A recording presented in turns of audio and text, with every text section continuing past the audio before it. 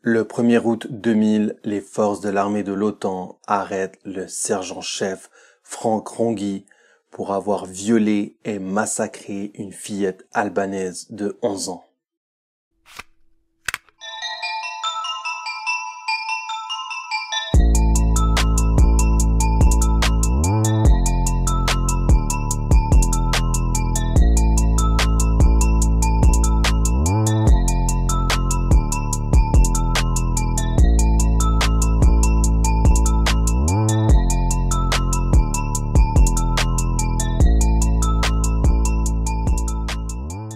Salut tout le monde et bienvenue dans ce tout nouvel épisode d'Inside Story avec une histoire très spéciale d'un sergent de la KFOR qui est passé de héros à tueur d'enfants. Restez bien jusqu'à la fin de la vidéo car je vous donnerai également des infos très importantes tout à la fin de la vidéo. Aujourd'hui, je vais vous parler du cas Frank Ronghi, le héros tueur d'enfants.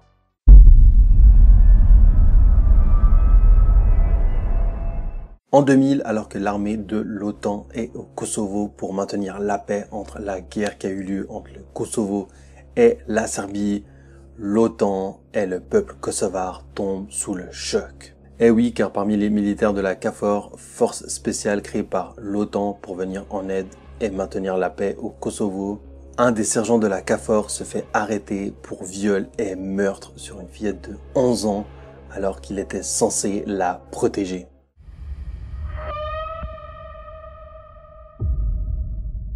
Frank Ronghi est né en 1964 à Ohio, aux États-Unis. Il a un frère et deux sœurs avec qui il s'entend bien. Il est également très proche de ses parents. Malgré mes recherches, je n'ai pas trouvé d'infos concernant sa jeunesse. Tout ce qu'on sait, c'est que c'était un enfant très intelligent. En 1988, à l'âge de 24 ans, Frank Ronghi rejoint l'armée et seulement quelques années plus tard, il se mariera. À 30 ans, Ronghi finit par divorcer et se retrouve seul. Puis, il va servir en Égypte, en Haïti et dans la guerre du Golfe. Il va tellement apprécier l'armée qu'il va se faire réengager en 1998 à l'âge de 34 ans. Le 6 mars 1998, la guerre entre la Serbie et le Kosovo éclate. Plusieurs Kosovars quittent le pays, fuyant les bombardements de la Serbie. La famille Shabiu au complet avec leurs enfants dont la jeune Merita quitte eux aussi le Kosovo pour sauver leur peau. La famille réussit à se rendre en Macédoine sain et sauf.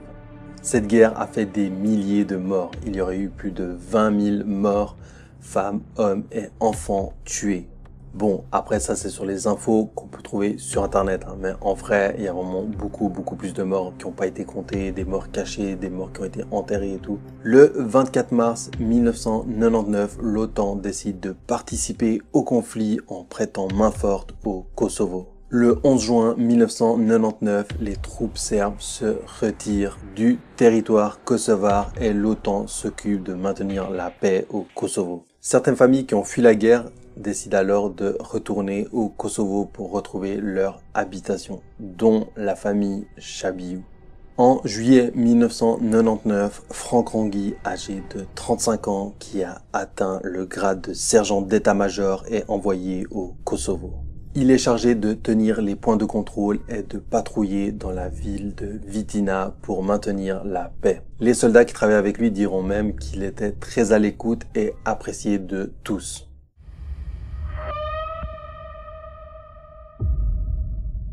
Quelques jours avant le meurtre de Merita Shabiu, Frank Ronghi dit à un de ses amis militaires qu'il compte agresser une jeune fille et qu'il la tuera et que tout le monde pensera que c'est les Serbes qui l'ont fait. Il se confie également à son ami en lui disant qu'il a déjà fait cela dans d'autres guerres, qu'il a tué et agressé des enfants, mais faute de preuves, personne ne l'a accusé. Car justement, en pleine guerre, il y a des morts partout, donc impossible d'accuser des militaires qui sont là normalement pour tenir la paix. Nous sommes le 13 janvier 2000, le jour du meurtre. Ce jour-là, c'est le jour du marché à Vitina et des centaines de personnes se pressent dans les rues principales pour acheter de tout. Selon les membres de son équipe, Frank Ronghi paraît très tendu ce jour-là. Frank Ronghi, qui patrouille ce jour-là dans la ville, décide d'aller voir une fille de 23 ans avec qui il flirtait très souvent. Ce jour-là, Merita Shabiou, la fillette de 11 ans, est seule à la maison avec Kirnet, sa sœur de 14 ans, et Sami, son frère de 9 ans, qui habite dans un immeuble. Leurs parents qui étaient probablement sortis faire des courses au marché. Rongi rentre dans l'immeuble et frappe à la porte de leur appartement. Merita et sa sœur Kirnet se sentent mal à l'aise devant la présence de Rongi. Elles décident de laisser seuls dans l'appartement leur frère et Rongi. Elles sortent jouer un moment devant l'immeuble. Comme tout le monde se connaît dans l'immeuble et que Rongi connaît pas mal de familles, il demande donc au frère s'il n'aurait pas vu la fille de 23 ans avec qui il flirte d'habitude. Mais le jeune Sami répond qu'il ne l'a pas vue et qu'elle est sûrement partie au marché. Franck Rongi quitte alors l'appartement et descend au rez-de-chaussée. Là, il voit la jeune Merita à l'intérieur de l'immeuble et comme la jeune fille le connaît et lui fait confiance, il la convainc de la suivre au sous-sol. Une fois au sous-sol, qui est complètement sombre, Franck Rongi se jette sur la jeune Merita. Et pour l'empêcher de crier, il l'étrangle et la frappe pour qu'elle perde connaissance, puis il la viole et la sodomise. Après avoir fait subir tout ça à Merita, 11 ans, Franck Rongi l'étrangle jusqu'à la mort. Horrible, horrible. Quel FDP, le mec censé la protéger lui fait vivre ce cauchemar. C'est un taré mental. Après cet acte horrible, Franck Rongi ne sait pas quoi faire du corps de la fillette. Il décide de cacher le corps de Merita dans un sac de nourriture et dépose son cadavre sous l'escalier de la cave entre des sacs de farine. Il verse ensuite de la farine sur les traces de sang qui se trouvent au sol. Puis il rejoint son équipe de patrouille comme si de rien n'était alors qu'il n'avait même pas répondu aux appels radio qu'il avait reçus comme quoi ils avaient besoin de lui ailleurs dans la ville. 1 heure après seulement, Franck Rongi va revenir dans l'immeuble alors qu'il est en patrouille de surveillance avec un camarade à lui. Il dit à son ami « Je vais vite chercher quelque chose dans l'immeuble, attends-moi là, reste dans le véhicule ». Franck Rongi retourne rapidement dans la cave de l'immeuble et récupère le corps de Merita. Alors que Rongi revient vers la voiture, ouvre le coffre pour déposer le sac qui contient le corps de Merita, un jeune garçon qui jouait près de l'immeuble aperçoit un pied humain qui dépasse du sac. Mais ce petit ne dira rien de ce qu'il a vu jusqu'à 1 an après le meurtre. Franck et son ami roulent jusqu'à une colline dans les hauteurs proches de la ville. Là, Rongi dit à son ami « Je dois me débarrasser de quelque chose, alors reste dans la voiture ».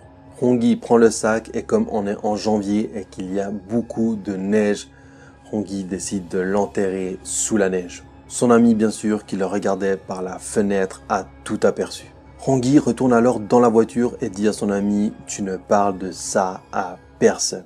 De retour dans la base, son ami ne tient plus et va voir un de ses chefs. Il lui dit « Je dois vous parler de quelque chose d'horrible qui s'est passé aujourd'hui quand j'étais en patrouille avec Franck Rongi ».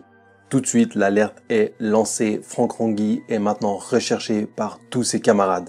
Mais Rongi a pris un véhicule et a déjà quitté la base. Alors qu'il essaye de quitter le pays à bord de son véhicule, il tombe face à 2 patrouilles de l'armée véhiculées. Il est obligé de s'arrêter et les militaires le mettent en joue et lui ordonnent de sortir de son véhicule. Franck Rongi obéit et sort du véhicule. Les militaires procèdent alors à son arrestation. En apprenant la nouvelle, la famille Shabiou s'effondre. Les parents sont sous le choc. Leur petite fille a été tuée par un homme qui était censé la protéger.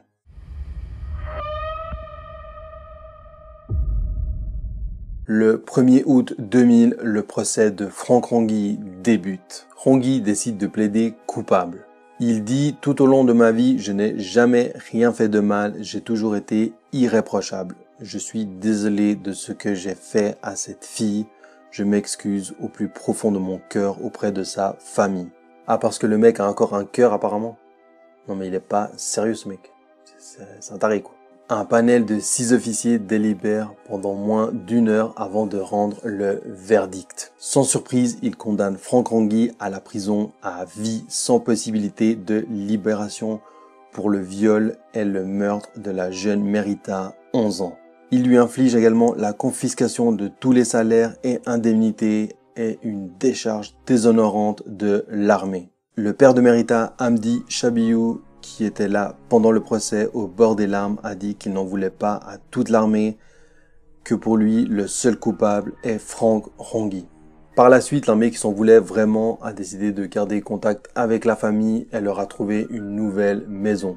L'armée a également proposé un poste de travail au jeune frère de Merita, Sami, lorsqu'il atteindra sa majorité pour venir travailler s'il le souhaite au sein de l'armée dans les bureaux.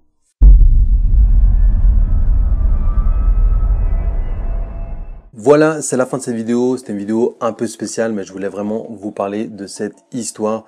Car quand on voit à la TV l'armée de l'OTAN qui intervient dans des pays, peu importe quel pays, hein, on voit ça, on dit souvent « Ah, c'est des sauveurs et tout », alors que l'armée, il faut pas oublier, est capable du bien comme souvent du pire.